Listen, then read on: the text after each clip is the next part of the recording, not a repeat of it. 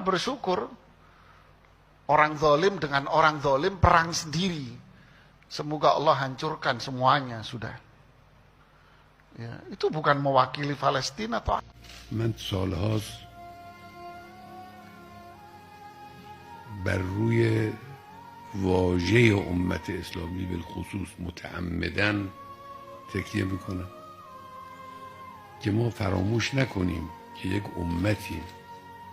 بله بعضی ایرانی هستیم، بعضی عراقی هستیم، بعضی شامی هستیم و غیر ذالک، لکن این مرزها حقیقت امت اسلامی رو تغییر نمیده.